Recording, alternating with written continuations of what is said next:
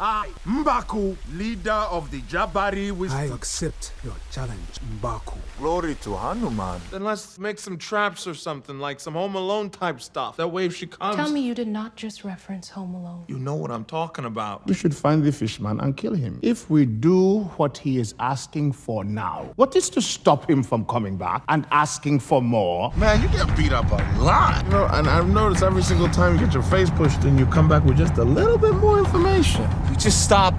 As their parents, the same, I now 37 years old, and in perfect health begin, hoping to cease not till death. Ain't no long game for guys like me. Just a game. Doesn't make a damn bit of a difference what you do or who you do it for. Well, this movie is so much. Yes. You know, it's very heartfelt. We're dealing with the legacy of Chadwick Boseman and the loss of Chadwick and, you know, the loss of the character T'Challa. Yes. So everyone in the movie is dealing with that grief. And M'Baku serves almost as that little valve on the pressure cooker that lets some of the steam out. So gets everyone to laugh a little bit by telling some of the truths that other people aren't ready to hear and things like that. Because it all happened so sudden. Yeah. When it all happened, none of us knew he was even sick.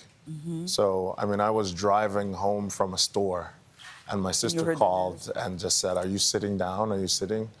And she said, "Chadwick passed." And I was like, "Chadwick who? What do you mean?" Because the Chadwick I know is a young, healthy, you know, spry guy. And that's what made it doubly shocking because most of us did not know that he was 100%. So this gave us an opportunity to say goodbye, say our parting words. I love that the cast did it together, too. Yes, including the new characters. So have you ever watched a giant walk into a room and felt the air shift? Not from intimidation, but from something deeper. Something you couldn't quite name? Winston Duke stands 6 feet 5 inches, weighs 295 pounds, and commands every space he enters. I became the face of the plus-size movement. You know, I've been sharing my apples, and now I'm the face of the plus-size movement. But the world kept trying to make him stumble before he even got started. The secrets he's kept hidden will change everything you thought you knew about Hollywood's most imposing, gentle giant. Before this story ends, you'll discover why Winston almost quit acting forever, and the shocking encounter that nearly cost him his life over a pimple. Because I had a pimple. And you can't have a big pimple on screen, so they just sent me to get like a cortisone shot in the pimple to get rid of it in some hours. Yeah,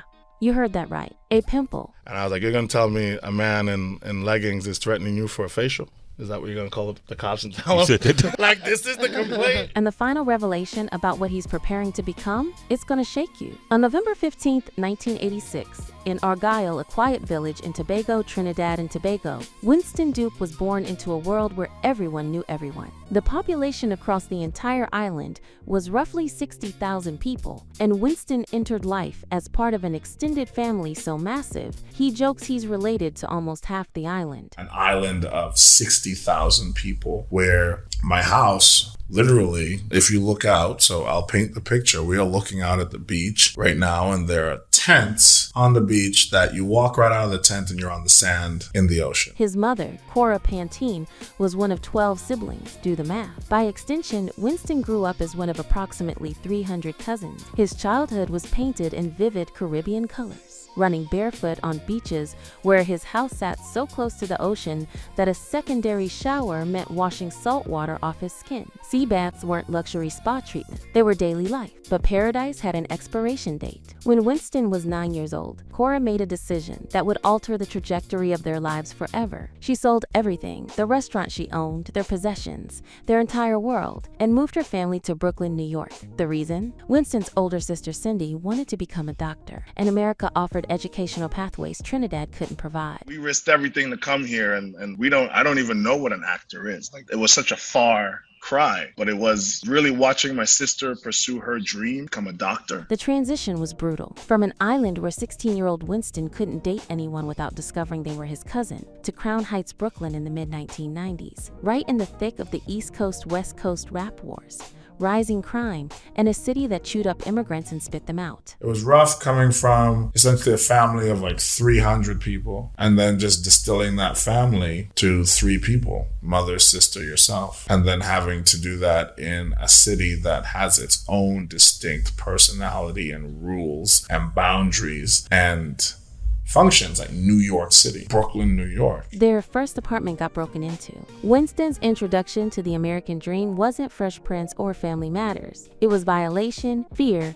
and the harsh realization that the streets didn't care about his island innocence. Our first apartment got broken into. I think, that was like very jarring, you know what I mean? Yeah. Like that was an invasion. That changed, the way we functioned as a family unit of two women and a little boy. Then came the robbery that changed him. When Winston was in either 6th or 7th grade, he was walking home from the library, carrying video cassettes of U.S. Marshals, the kind of mundane detail that burns into your memory when trauma strikes. When I got to middle school, I did get robbed, like, on the street, in, 6th or 7th grade. So it was just like... What did they take from you? Video cassettes. Video cassettes? Yeah. A guy appeared from nowhere. Run your pockets. Winston kept walking, confused, still processing American street slang. The guy started rifling through his belongings while Winston was still moving. This dude just popped out from a corner. Was like, what's good, young nigga? And he was like, run your pockets. And he started like just going through my shit. And I kept like just walking while he was doing this shit. Then 2 more appeared. You having problems with this dude? Winston thought they were helping. They weren't. Yo, what's good, my dude? You having problems with this little right here? You having problems? I was like, no. These are your friends. So they took the cassettes. One of them had already seen U.S. Marshals. Angry about the spoiler, he threw the videotape at Winston's head. Then they vanished. Winston didn't go to school for a week. His mother and sister went into protective mode, changing his routes, restricting his movements. The spatial fatigue, the constant awareness of being a big black body in predominantly white spaces, started early and never stopped. Immigrant mother and sister just like actually, they were just like, you're not walking that route again. You're not doing this. I didn't go to school for a week because I just felt, I was traumatized. I'm not gonna lie. That's I didn't like it, But here's where Winston's story takes an unexpected turn. Instead of hardening into the stereotype the streets demanded, he retreated into storytelling, comic book, TV shows, music videos. Pop culture became his textbook for understanding America, his refuge from a world that saw him as either a threat or a target. Winston Duke never planned to be an actor. He wanted to be everything: a lawyer, a dentist, an astronaut, even a fire truck. Yes, the vehicle itself, not just a firefighter. But a Spanish teacher at Brighton High School in Rochester, New York, noticed something Winston didn't see in himself. Storytelling brought me closer to everything. Like I got out of my shell. I started performing. I did a school play. Felt accomplished in a different way. And that's when the acting bug took hold. Mrs. Spear watched him transform during a class presentation. The shy immigrant kid suddenly came alive in front of an audience. Without asking permission, she signed him up for the school play. That single act of intervention changed everything. I was nervous, and the second I started kind of performing the presentation, it all went away. Spanish teacher said, man, counterintuitively, you're not shy anymore when you're in front of people. Took me and signed me up for the school play in high school. After graduating from Brighton High School in 2004, Winston went to the university at Buffalo planning to study pre-law, then archaeology, then anthropology. Nothing stuck until he realized every subject he loved involved storytelling, the performative nature of trial lawyers, the narrative construction of archaeological finds, the cultural analysis of human behavior. Acting wasn't just a career choice. It became the lens through which Winston finally understood mathematics, science, sports, and the world itself. His brain thought in stories, and once he discovered that language, everything else opened up. I realized that my brain thinks in story. So for the first time, I understood mathematics because I understood language and I understood the word, like the story around mathematics. But immigrant families don't exactly celebrate their children pretending to be people for a living as a profession. Cora was skeptical. His extended family was confused. The cultural expectation was clear: become a doctor, lawyer, or accept being labeled a disappointment. By the time I got to college, my immigrant background was kicking in, where my family's like, you want to pretend to be people for a living? What? You know what I mean? Like, why don't you pretend to be a lawyer? Why don't you pretend to be a doctor? Why don't you pretend to be you know what I mean? Like, they were like trying to get me to do everything that's just like, we risked everything to come here and I don't even know what an actor is. Then Winston got into Yale School of Drama. Cora looked at her son and said, there's no Yale in Tobago. And I was applying for graduate schools and I got into Yale School of Drama. And my mother looked at me and she said, there's no Yale in Tobago. Permission granted. Yale School of Drama only accepts 16 actors per class, among them typically 2 to 3 black students, sometimes just 1. The black students created their own support system, a club called Folks, originally started by Angela Bassett and her cohort. They'd meet, cook together, travel to see plays, and most importantly, organized their own productions when the curriculum ignored Black voices. If August Wilson wasn't being taught, they'd produce August Wilson themselves in the smaller theaters. In that intimate, pressure-filled environment, Winston met a fellow actor who would become one of his closest friends and future co-star, Lupita Nyong'o. They bonded over shared experiences, both immigrants, both navigating predominantly white spaces, both dreaming of the kinds of roles that didn't seem to exist yet. They'd fantasize about working together someday, maybe even in a Marvel movie. Are you done? Are you done? At the time, it was just a dream, a what-if scenario to get them through the grueling training. In 2013, Winston graduated from Yale with his Master of Fine Arts in acting. Then came the hardest part, actually getting work. The rejection was relentless.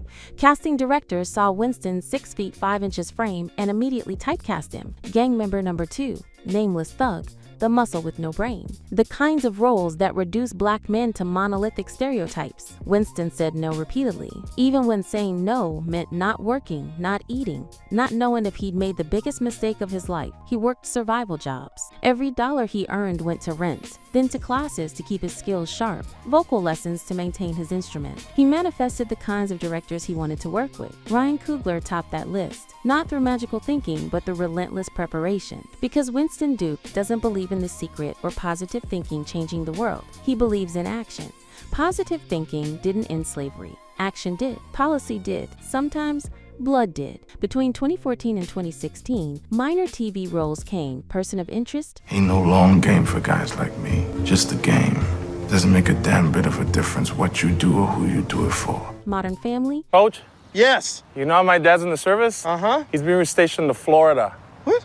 Today's my last day. Law and Order, SVU. He was all over me at the bar. Told him, get up off me. I didn't want to be getting AIDS. So you thought he was gonna give you AIDS? He was trying to kiss me. I told him I don't roll like that. Enough to survive, not enough to thrive. Then came the audition that would change everything. In September 2016, Winston received a call about an untitled Marvel project. They gave him dummy sides, fake scenes written specifically for auditions to prevent leaks. He had no idea what he was actually auditioning for. The first audition room was packed with big names. Actors Winston won't name out of respect, but faces he recognized immediately. He thought, I'm here for the experience. Let's make it count. Most auditions give you days or weeks to prepare for 3 minutes in the room. Winston prepped extensively, walked in, did his thing, and the casting director spent 20 minutes with him. A month passed, nothing. Then another callback. Another month of silence. Then a director session with Ryan Coogler. Ryan spoke to Winston like a brother, not as a director to an actor, but as one Black man to another. He kept pushing Winston to get more personal, to strip away the theatrical training and just be. For 40 minutes, they worked together, refining, discovering. Winston left that room knowing that regardless of whether he got the role, he just worked with Ryan Coogler, a manifestation come true. Days later, the call came, you need a lawyer. Winston Duke was Mikaku. Nobody knew what Black Panther would become. Not Ryan Coogler, not the cast, not Marvel. They thought they were making something special for children, something fun and important. They had no idea they were creating a cultural earthquake. I had no idea. None of us actually had any idea of the impact of that movie. We just thought we were making something very special and that it would have an impact on children. We knew we were making something that was fun. That's one thing. And I think it really goes to show once you have good intention, a lot aligns afterwards because the intention was to make a good movie. Winston walked onto set and faced Forrest Whitaker, Angela Bassett, Chadwick Boseman. He emerged from the waterfall knowing he had no choice but to bring everything. These legends were bringing it, so he had to match that energy. But here's what made Black Panther transcendent. It wasn't trying to create a movement. The intention was to make a good movie. The rest aligned because the intention was pure. On set, they played Snoop Dogg between takes to keep the 200 extras energized. The Royal Burundi drummers, historically forbidden from performing for anyone outside the royal family, played for them. Traditional African percussion mixed with Drop It Like It's Hot. The diaspora and the past colliding to create the future. Daniel Kaluuya pulled Winston aside during the challenge day scene and said, do you see what we're doing right now? They both understood this wasn't just a movie. This was a pebble dropped in water, and the ripples were going to cross the world in seconds. When Black Panther was released in February 2018, it shattered every expectation. It became the highest-grossing film by a Black director, earned over $1.3 billion worldwide, and received 7 Academy Award nominations. winning 3. But more importantly, it gave people permission to see themselves as royalty, as scientists, as warriors, as fully realized human beings with dimension, nuance, and power. Witness the might of the Jabari! First time! Winston Duke walked into that movie as an actor. He walked out as an ambassador for a mythical kingdom that somehow felt more real than reality. Success brought opportunity. It also brought danger. Winston was filming a TV show in Richmond, Virginia, when production sent him to a dermatologist for a cortisone shot to treat a pimple before a scene. Simple, routine, already paid for. He filled out the paperwork but refused to provide his home address, a safety measure he maintains for obvious reasons. He'd given them everything else, including his social security number. I fill out everything, even gave them my social. I just said, I cannot give you my home address because that's just unsafe for me. I don't do that. I don't put my home address on anything. The staff member at the counter exploded. Who the hell do you think you are? White male, flies off the handle. Who do you think you are? If you're not going to put this on, we can't treat you. And I said, that doesn't sound like a call you're allowed to make. I said, we got into just a discussion, not even anything. He then starts saying I'm being belligerent. Get out of here. You need to leave. Get out of here, screaming at me. Winston remained calm, explaining that denying him service for not providing one piece of non-essential information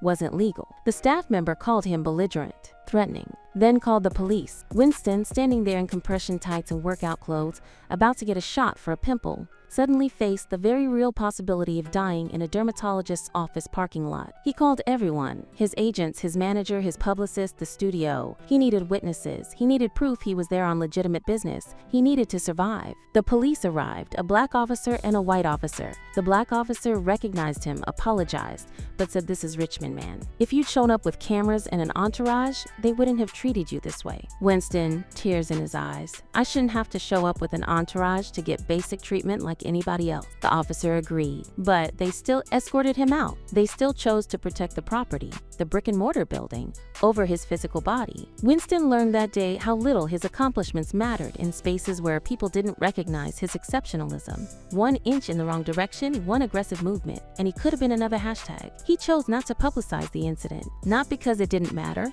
but because he was playing the long game. The very next day, he received his invitation to join the Academy of Motion Picture Arts and Sciences as a voter. Some battles you shout, some you whisper through. After Black Panther, Winston had leverage. He could choose roles instead of begging for them. When Jordan Peele reached out about us, Winston said yes before reading the script. Not out of blind faith, but because Peele represented the kinds of conversations Winston wanted to have with audiences. Us wasn't primarily about race like Get Out, but because the family at its center was black, it inherently included racial commentary. More than that, it tackled privilege, class, American exceptionalism, and the violence of systems we unknowingly participate in every single day. Privilege is coming from and existing within so much privilege that it becomes blind. He can't be aware of so many things that are happening around him. He's unable to understand real danger unless it manifests in, to some degree, a white way of seeing danger, which is a threat to property. Winston played Gabe Wilson, a character defined by privilege so blinding he couldn't see real danger until it manifested in ways his worldview recognized. He also played Abraham, Gabe's doppelganger, a survivor shaped by deprivation, forced to develop heightened senses to compensate for literal blindness. The duality fascinated Winston. He approached both characters with empathy, refusing to label either as hero or villain. They were products of their environments, one created by comfort, the other by suffering. Stop it! I got family, man. Please, no. Working with Peele meant extensive improvisation, trust, and a willingness to smuggle depth into entertainment. Because that's what great art does. It hides layers beneath the surface, letting audiences discover meaning long after the credits roll. When Us was released in 2019, it earned $255 million worldwide and sparked endless debates about symbolism, class warfare, and American identity. Winston had helped create another conversation piece, another pebble in the water. In November 2022, Black Panther: Wakanda Forever faced an impossible task, honoring Chadwick Boseman while moving the story forward without recasting T'Challa. Winston returned to set carrying fresh grief. His mother, Cora Panton, had died just 2 weeks before filming began. She was 66 years old, the woman who'd sacrificed everything to give her children opportunities, who'd shown up to every single performance, who'd been Winston's most present and consistent supporter. She was very supportive. She came to every single show. That's the thing of like the strong motherhood, is just a lot of times it's just presence. On set, Chadwick's absence was palpable. Every day, the cast felt the gaping hole where his gentle strength used to be. He'd been a leader without ego, a presence felt without words. Making the sequel required wrestling with grief daily, both personal and collective. Ryan Coogler made the choice to embrace the narrative of loss rather than ignore it. Wakanda Forever became about grief, about the fact that there's no right time or right way to process it, about the necessity of moving through it rather than around it. The film earned over $859 million worldwide and became the highest-grossing film with a black female protagonist in the lead. Winston's M'Baku evolved from comic relief to potential leader, a character arc that mirrored Winston's own growth as an actor and human being. But even in triumph, the world reminded Winston of his place. After the Wakanda Forever press tour, after gracing magazine covers and being crowned the face of the plus-size movement by well-meaning but clueless Twitter users, Winston went on vacation to Mexico. He went horseback riding. With like maybe 20 feet left, it sprinted. I got off the horse, and the horse literally just started like shaking.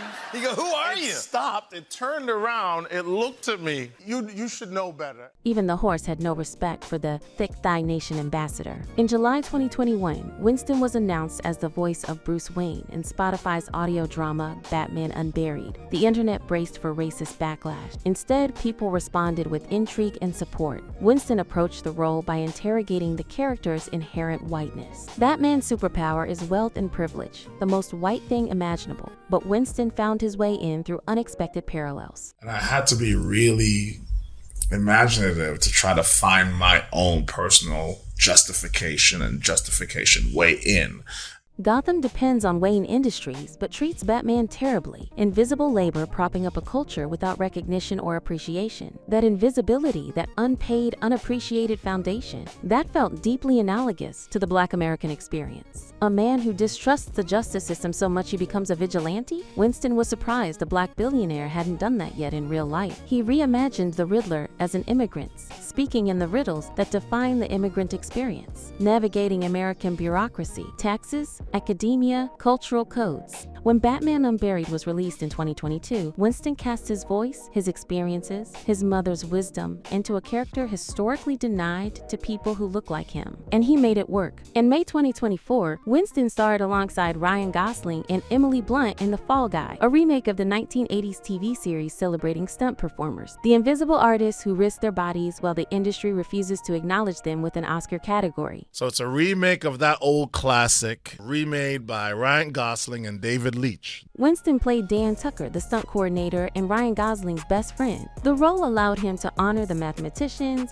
scientists, and creative minds behind every action sequence that makes billions at the box office. Working with Gosling revealed unexpected common ground.